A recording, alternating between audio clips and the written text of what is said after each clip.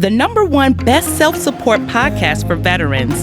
You are now listening to PurSUance Straight Out the Box, the power of collaboration, choice of freedom and liberation. Imagine hope, create action, visualize change.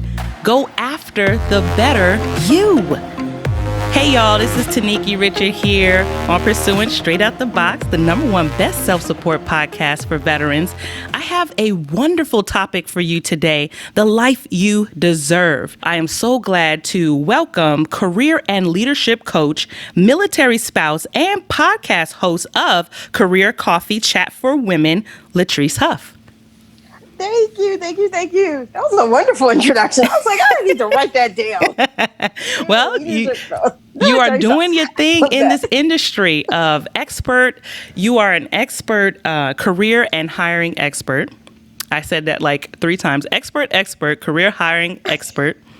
And I say that because not only do you have many clients that you have helped over the years, you are a military spouse, so you have a keen eye for what veterans need, and we're talking about the life you deserve. So I just wanted to kind of quickly get into, how did you craft or organize, or give me another word, or designed the life you deserved as a expert hiring and a military spouse?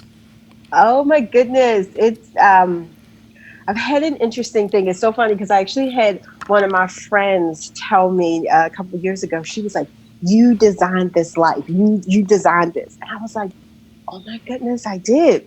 But it has been a long time coming. I was a teenage mother. So I'd had people, family members tell me to my face I wouldn't graduate high school. I am a college graduate. Tell me I would be on welfare. I've never been on welfare. I don't have a problem with people who do, because if you need a stepping stone, that's what you need. But they were coming to me like I was going to be a lifelonger on welfare. Tell me my kids were going to be teen parents, which they're not. Both of my kids are college graduates and gainfully employed. One is a nurse, one is a computer scientist, a computer engineer. I've had people tell me to my face that I was going to be a spinster with 7 cats and never get married. And wow. I am married. Yes. And I know these were people, not just strangers. These were people who were very close to me.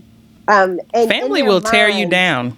Won't they though? Mm-hmm. In their minds, I know now they were only telling me what they thought was best. They were telling you from their experience.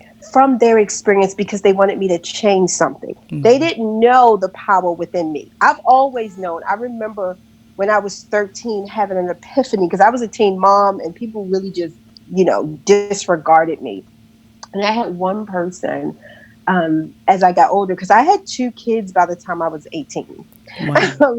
And I had someone tell me, like, I'm not worried about you. You got this. And it was like a strange, someone who didn't know me as well. But they saw the fire in you. And I was like, you're right, though. But I remember being very young and telling my father, like, I was put on this earth to help people.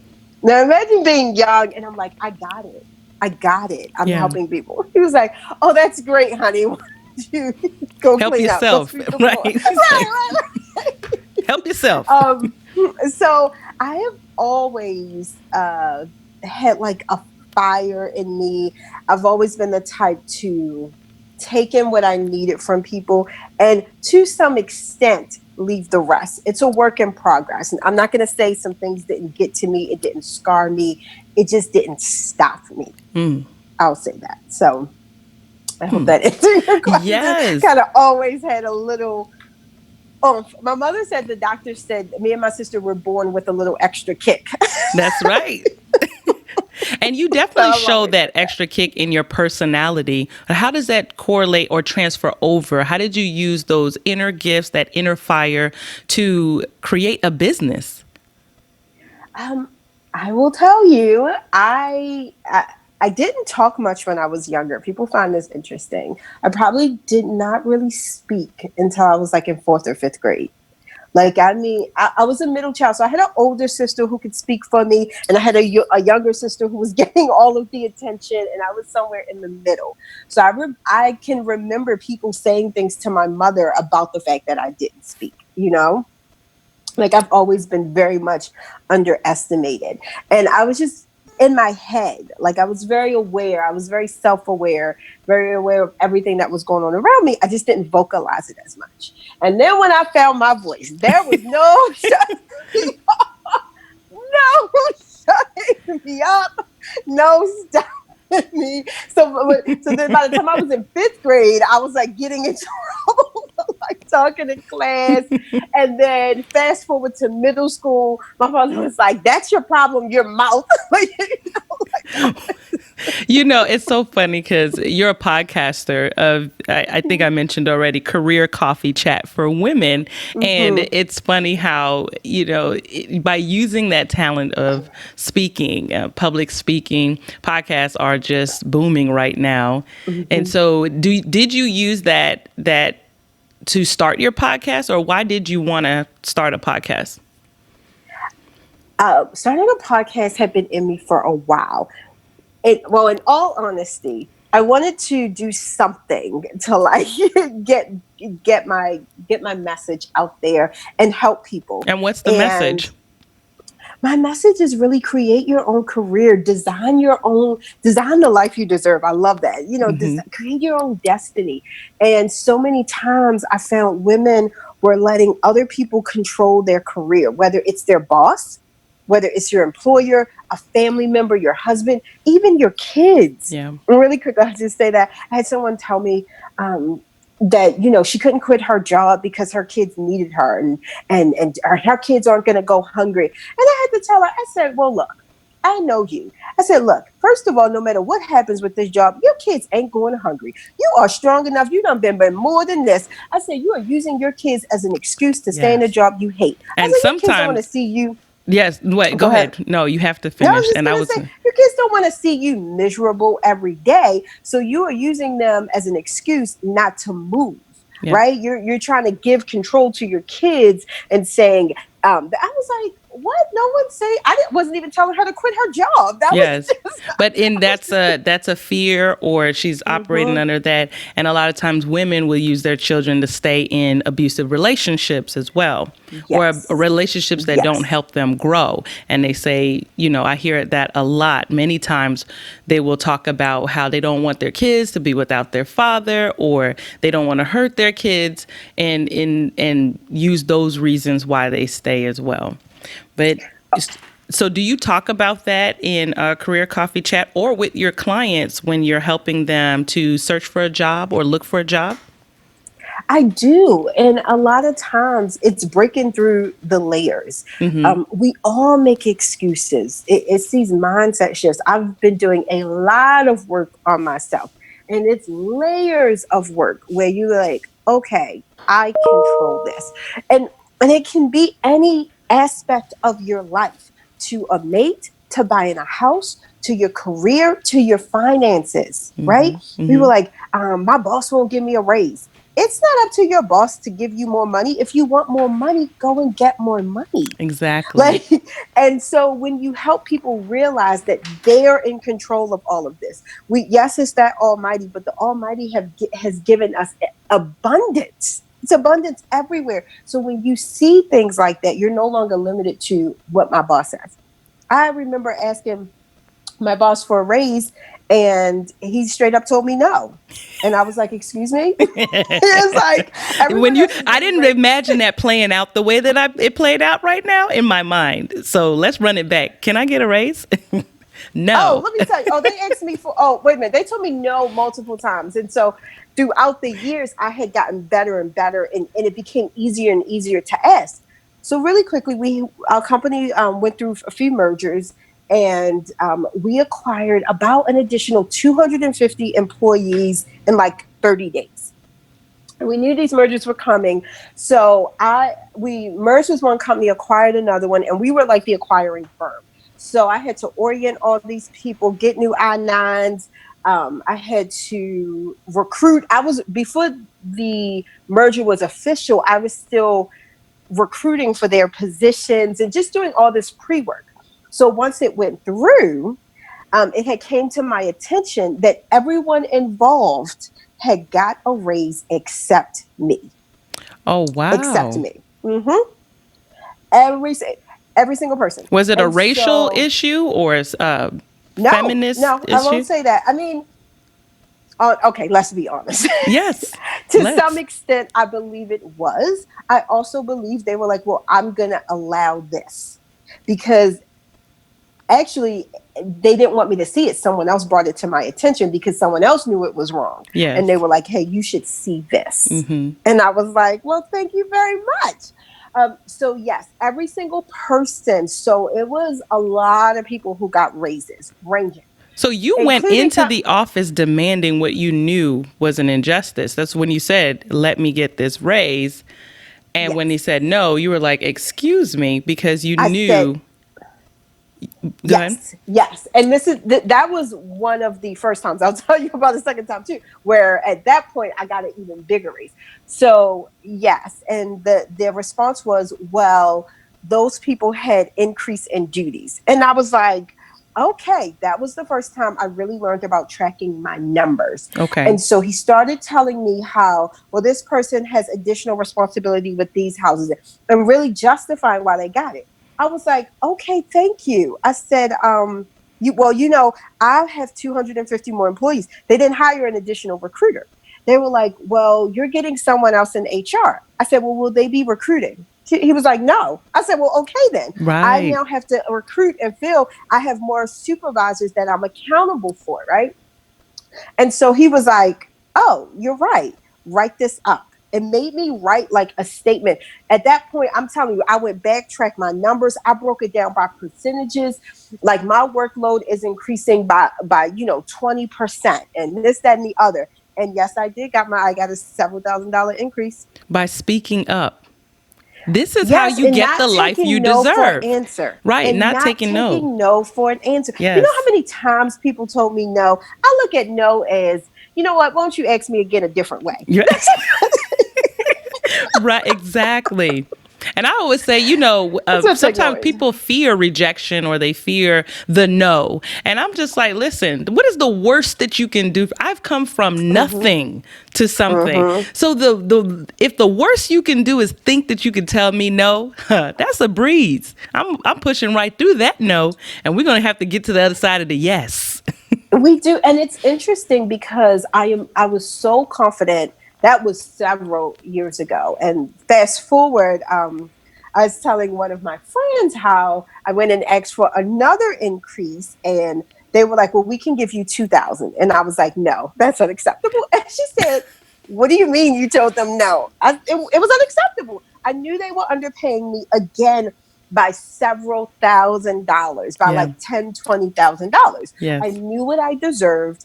I was interviewing with other companies and I was telling them 20, 30,000 more than I was making. And they were like, okay. So Yes. I had the data, I had salary surveys, I knew what I was doing. I knew I was significantly being underpaid. Because each time they gave me a raise, I was doing more work. So then you just keep being Exactly. underpaid, right? Um, I was supervising, I was managing a department, I was doing all these things. And yeah, I was like, no. I was, and I Now, had this is saved the where the company power of the 20,000. no, this is where Mm-hmm. the power of the no actually gives you the life that you deserve. When you Yeah. are able to say no and Yes. stand up. Oh, girl, come on, keep Yeah. going. This is Somebody good. asked me, so she was like, how did you say that? I said, I had practiced in the car. I really knew what I wanted. I had by this point, I had it set up. So I had already been through the writing. I said I wasn't writing any more essays because they used to make me write essays. I'm like, mm-mm. At this point, I had really grown professionally. One big thing was I had saved the company like was it like $60,000? I think at the beginning of the year it was like $20,000. So what happened was they had allocated 20,000 a pop to outside recruiters to recruit nurse practitioners. Well, I was bringing them in faster than the other company, so I was saving the company that money. And so I was like, look, I've already saved you all this money. Like, I know what I've been doing. This is Yes. just one piece, not to mention all these other things. So he said, well, they said that money's been allocated to other places. Okay, that has nothing to do Do with the with you. fact. Right. Thank you very much. So I went in with the numbers, and they counted offered with me a different position, and I would oversee like benefits and payroll. And I said, no, I don't want to do that. That's not my zone of genius. I said, no, just pay me for what I'm doing. Do a little Yes. more. But again, I was already doing that higher level work, that higher level job, and I had my title. But we negotiated back and forth. It was Mm-hmm. not a An easy. clean, yeah, it was not a clean, smooth thing, but it was even more money. And Mm-hmm. it had bonus structures. It was a little more complicated. But by this point in my career, I had seen so much. I've seen people negotiate PTO, PAL, gift card, like just vacation day benefits. I've seen people negotiate for like gas reimbursement, like you name it. I've seen Yes. people negotiate for it. Yes. So at that point, and I had a lot of things in the work. And by this point in my career, I was very marketable. So I was like, So you have I didn't really have too much the squeeze. power of the not allowing no to stop you, and then the Hmm. using the power of the no, and then preparation. It sounded like you were prepared, you were experienced enough to use your voice in that way to go after and get the life that you deserve in your job. Well, let's kind of shift a little bit and talk about how did you get the life you deserved in your personal life? Because you In my said personal you life, talked about your having children at two hmm children before the age 18. And in this today's society, when you already have two, what they call in Trinidad, I'm from Trinidad, pick me. They call them the little hmm pick me's. Well, when you have two little children on one side of your hip, sometimes, in the dating field, that can be very daunting. People don't want to really jump in with a person in a relationship with children already so young. So how did you overcome that and really go after and have such a beautiful, successful marriage? Well, a couple of things. One, I I did a lot of. I was a terrible teenager, but I was very. I still did a lot of self reflection. I knew my kids came first, so I had a job. I moved out. I had a car, so I was not living like the typical 18-year-old you Right. see, right? So again, I didn't have this someone come in and save me. I didn't really need or want a man. So I did take a lot of time to myself. Let me just put that out there. Did take a lot of time. I did have a long-term boyfriend. He didn't have any kids. His mother didn't really approve because I did have Mm-hmm. kids, and he was not the best for me or my kids. And I ended the relationship. I mean, it Wow. was obviously more complicated. We were together for a long time, but honestly, he did not see my value, and I knew I was valued. He called it something like stock, because at the time I was in school, and he had a master's degree and no kids. And so he was like, my mom said like the cookies have to match, and our cookies didn't match, right? Equally yoked or whatever they want. Equally yoked, Mm-hmm. right? And I was like, that's stupid. Like, you got your own issues, right? Like, he had other issues. Mm-hmm. And so Sometimes people think it that prize man with the nice car and he got the degree, mhm, he got baggage. Okay, he's got yes. emotional or some type of personality baggage. So as I progressed, and then I did graduate from college, and my obviously were like, your kids are well behaved. My kids were pretty good. Again, I had my own place. I had a car. I had a job. So it was a different thing. So at one point, he tells me how now my stock is going up, and like my stock is meeting him, and I was like, Uh, I don't want nobody who thinks I gotta work my way boy, up to you. Like, bye. I deserve better, right? Exactly. Deserve better. So I was like, not for me. But I will tell you, we broke up, and then we saw each other again in this club, and so like randomly. And he like started cursing at me. And at that point, I knew right then and there, I was like, I will never see him again in life. So Yes. I had my friend with me. I was like, hey girl, let's go to the next club. We left out, party for the rest of the night. I never seen that man again in my life. That Wow. was He probably was angry because you're the one that got away.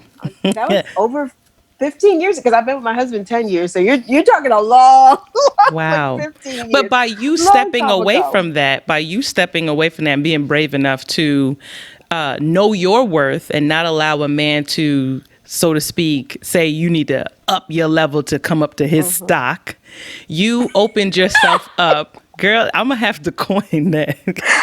We talking about stock here. Wow. When he said it, I was like, oh, you don't even know. I was like, oh, no, I told him that. I was like, no, my stock is up. I was like, your stock is low. Because I used to call him character flaws. He has some character flaws. Yeah, sometimes it can be like that. But let me get to this. You, after you allowed yourself to step away from that relationship, how did you and why would you go after or agree to marry a veteran, a military, active duty military? You know how we can be. Well, I always dated military men. Okay. The guy I was telling you about was the only non-military. My dad is Marine. My sister was in the military. My cousins, all girls too, Hoorah. in the military. Right. So, no, like I said, you were the only female I knew from the Marines. My dad was a Marine. My sister was Army, and I still have two female cousins who were in the Army. One's a sergeant major. I think she's a therapist. Another one's a therapist in the Army. So they've been, career military. So I was very open, even when other people were like, I would never date a military guy. And I would never do this. And I was like, you're limiting yourselves. Yes. I didn't know at the time he was he's military. I will say this, and I tell this story. I don't tell it much about. People are always curious how my husband and I met, but I always say it was something like on my spirit. I was actually kind of sort of seeing someone else, right? I'm glad you're telling it the way it is, because a lot of people don't think that, they want it perfect. They want it to be perfect, but sometimes it's not always perfect. Right. I was kind of sort of seeing someone else. It was very, very long distance. He was military as well. So that's why I was like, look, that didn't scare me away. I actually and I had a friend, and this is interesting because this is a person I would have never actually been friends with. Wow. And she said, hey, the Qs are having this event. I was in Pennsylvania. She was like, it's like 30 minutes from where I lived.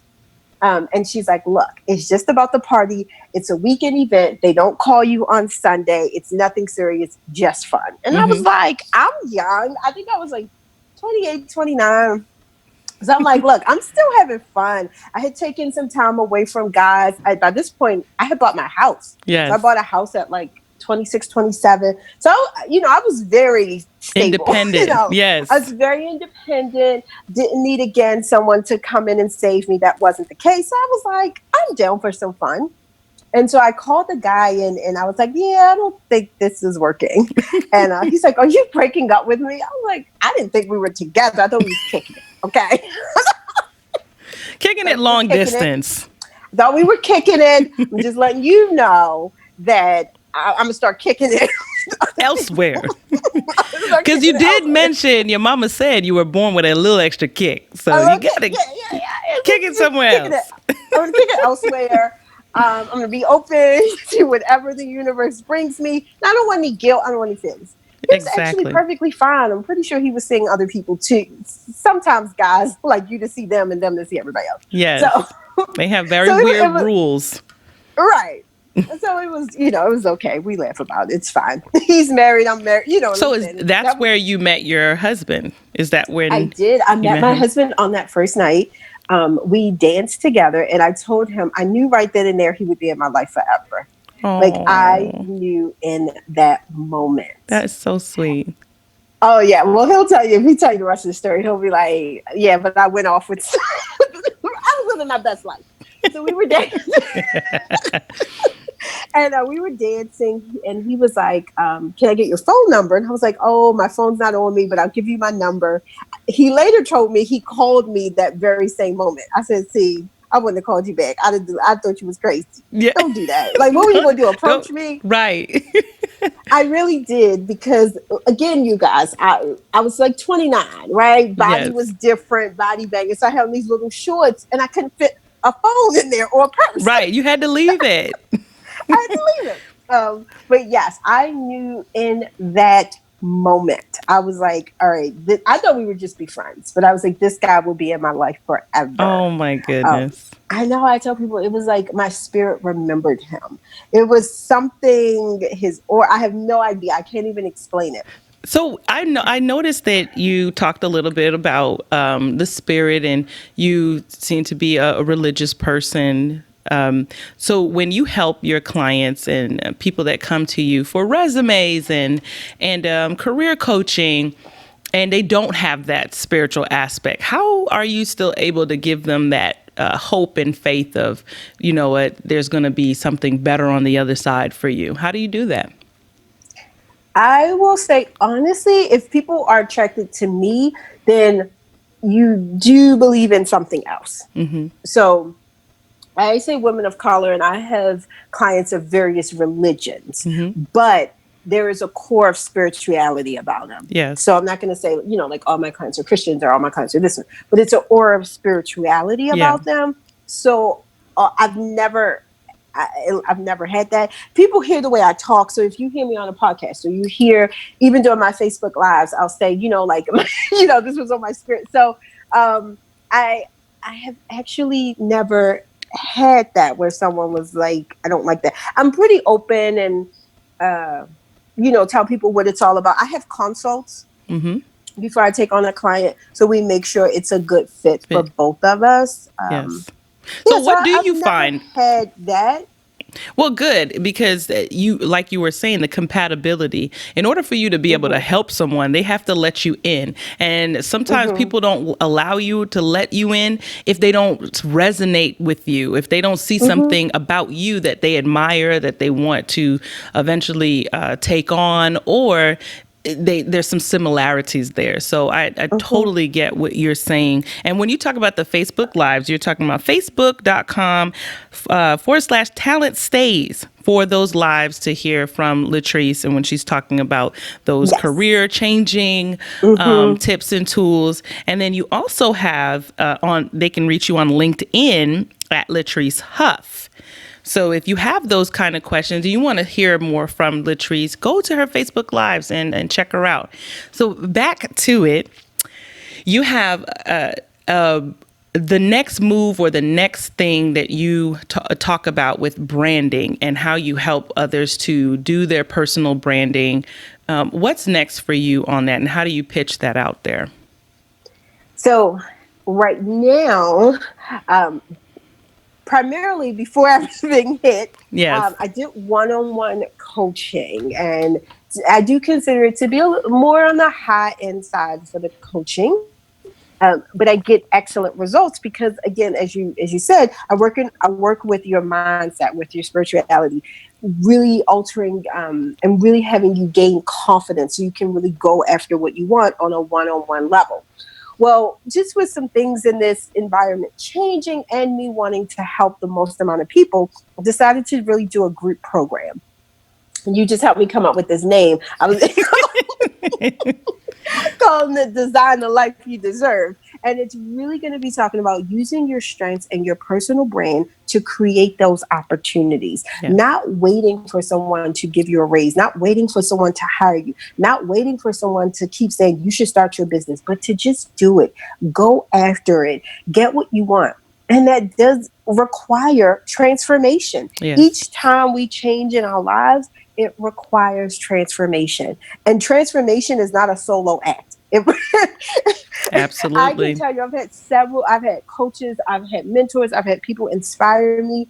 It is with the help of other people that you can fully transform. And So you I do do have a group program. And you do that also with your conferencing now that COVID-19 is everyone quarantined, and you've come up with some really great innovative ways of having online conferences. You've been holding a couple of them once every so often, every week or so. You're getting ladies together to brainstorm, to connect, to network. And I think it's very useful.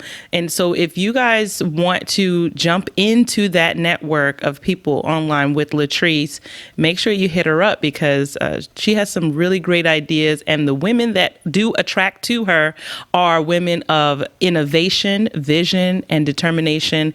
And I'm telling you, I actually joined in on one of them before and caught the back end, and I was blown away.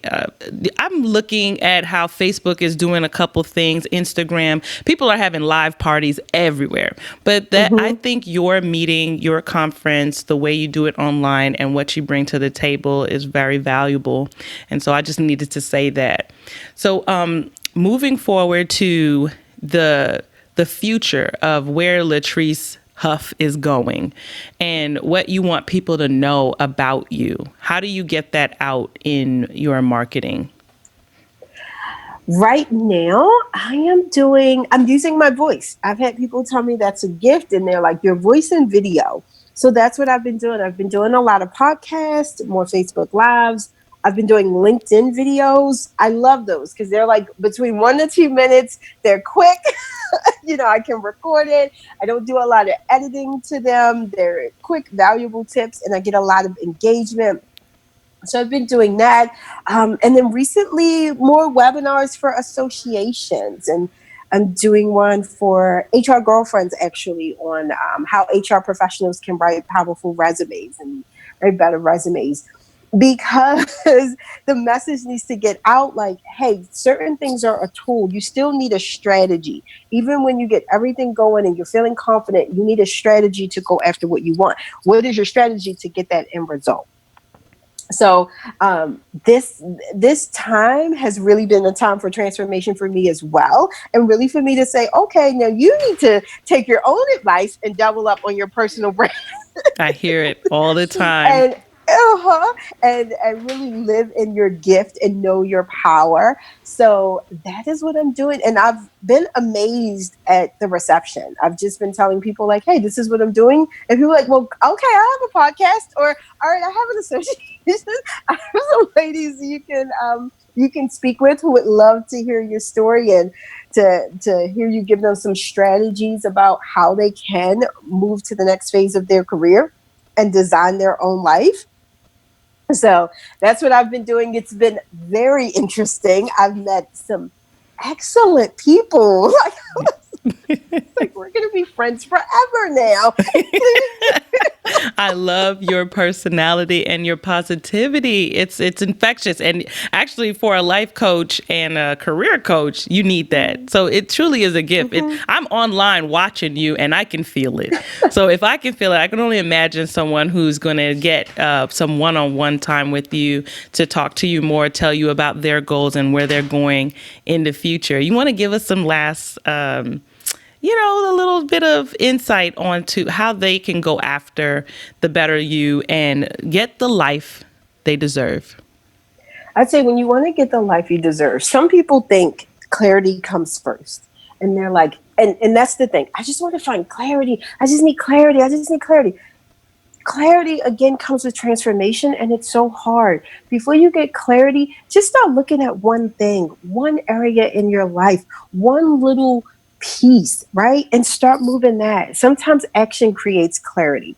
If you sit and wait for clarity, you could be waiting forever. I think pausing every now and then, taking things in. So pause and say, what is it that I don't like? So many people come to me and the women say, LaTrice, I don't know what I want. So I'll say, what do you not like about what's going on now? They'll be like, I don't like my boss. She micromanages. Okay, then you want a boss that's going to give you autonomy and the freedom. Then we switch that into a positive, right? Or they'll come to me and it's like, I don't even know what to do with my resume. Well, okay, then we don't need to start with your resume. Maybe we start with your LinkedIn profile. Do you have a picture up? And as you do these little things, the bigger moment of that clarity will come.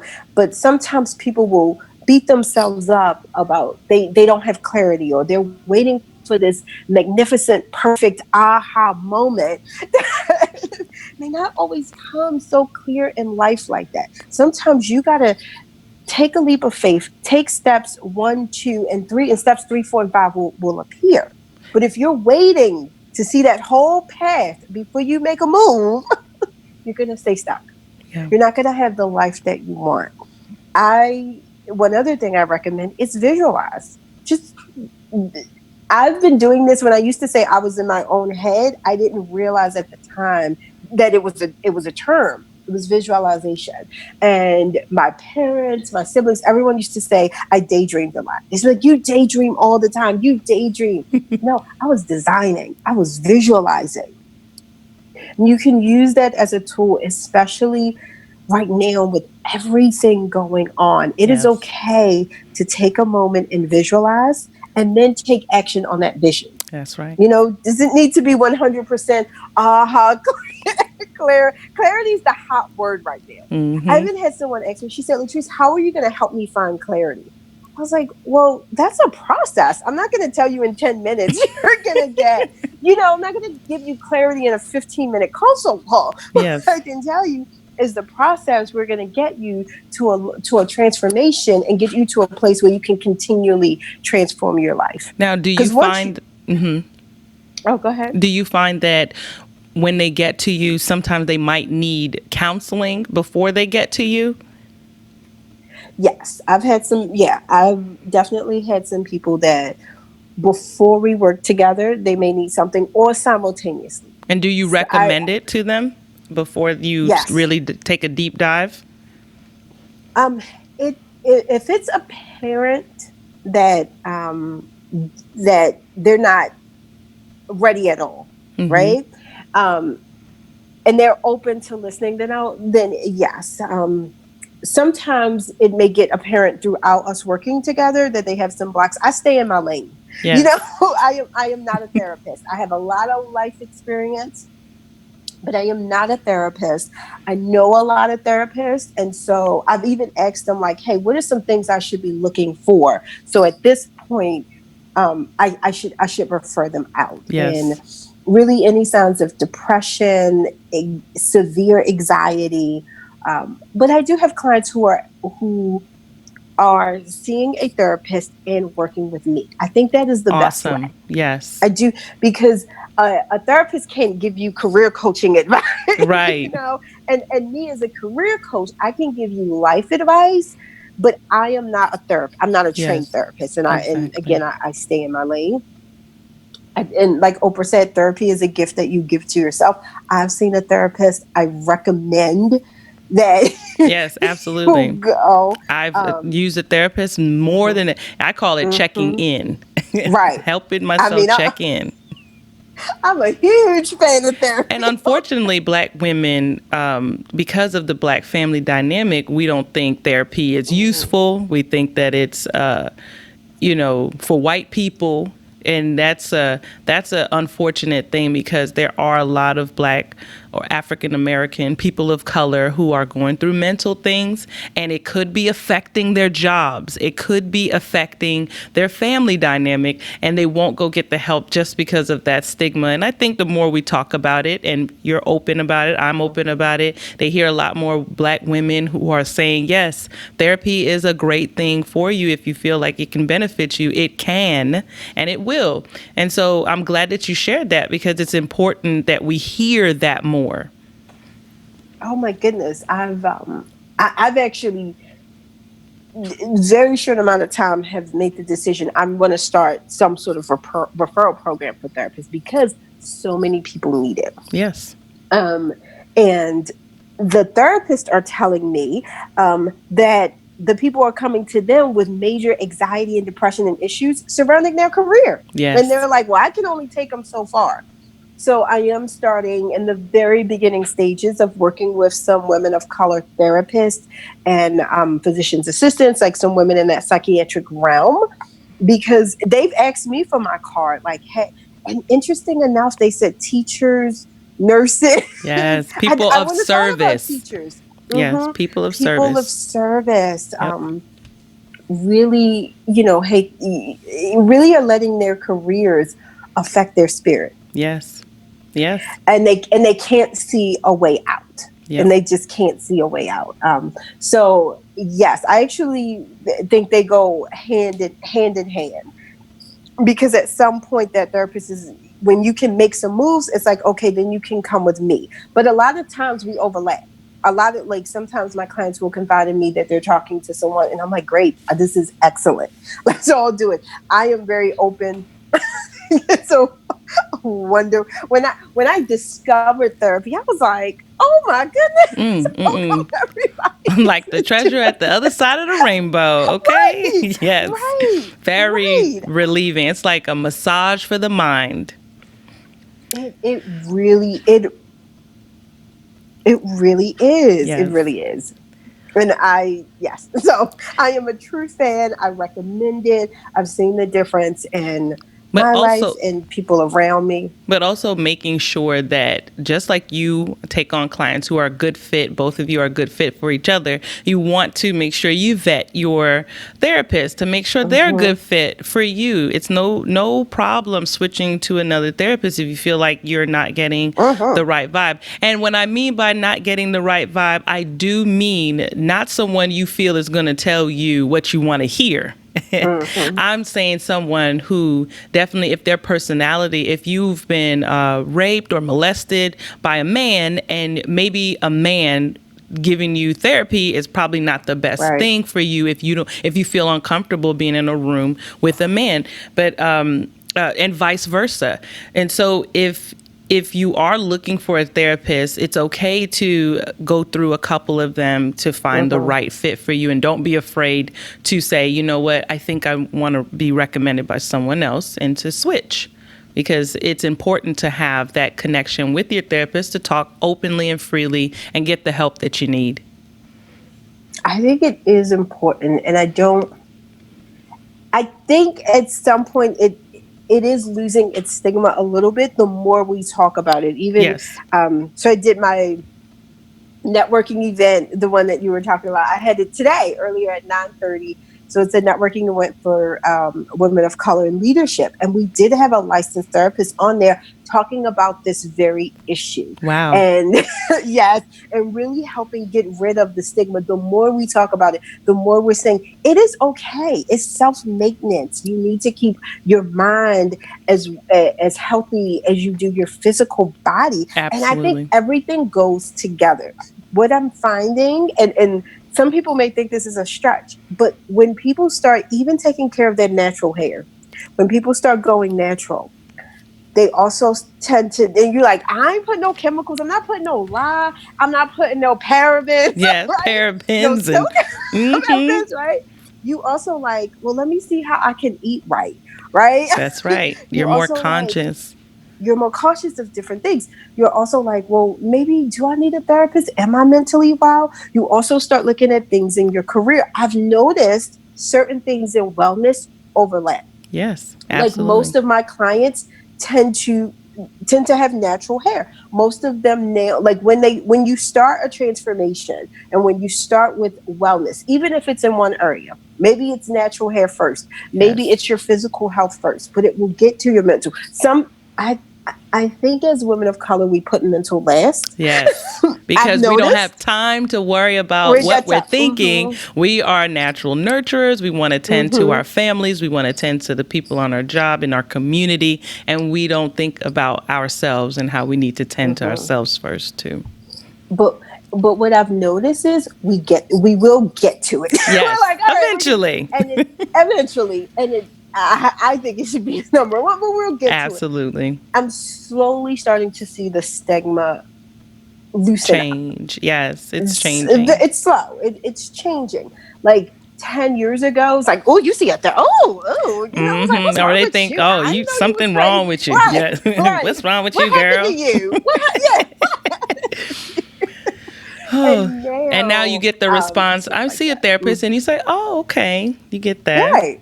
All Or right. most people are like, well, how is it? Who did you see? Is it a woman? It's more of a dialogue than a judgment. And Judgment. I'm Yeah. pretty sure in some communities they're still judging. I'm just saying what Absolutely. you know, there is some growth there. And I didn't mean to stay on this too long, but I just think it is really important when we talk about personal development and growth, right? That your mental wellness and your mental health is a part of that. Absolutely. And that's why I said, when you ask me, do I recommend it? Yes, I see a lot of my clients are already, in therapy, yes. or their therapist might have said, you probably need to see a career coach. You need to have someone help you with your resume, or help you apply for a job. And then they were like, okay, or something triggered it, yes. but they're already on that path of self-development, of personal development.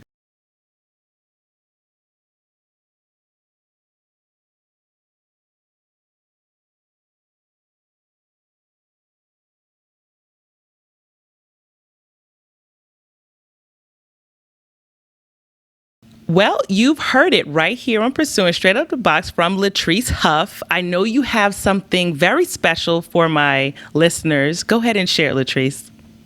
I want to share with everyone a career planning guide. It is actually free, and it's going to help you visualize where you want your career to be and where you want your life to be. It starts with a long-term vision, and then where do you need to be at in 3 years to make it happen?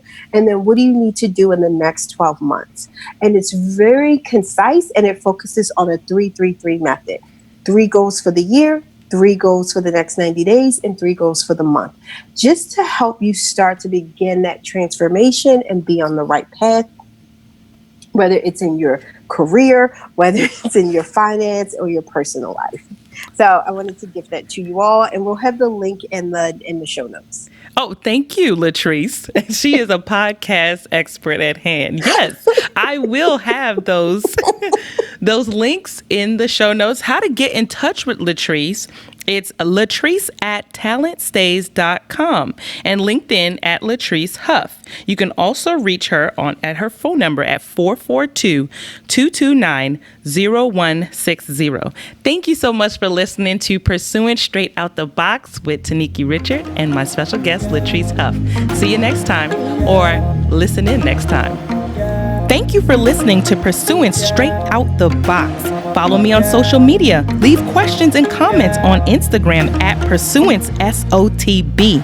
Facebook at TRRichard4. Don't forget to subscribe to my YouTube channel, JT Inspire LLC. Tune in next week for more courageous topics right here on Pursuing Straight Out the Box.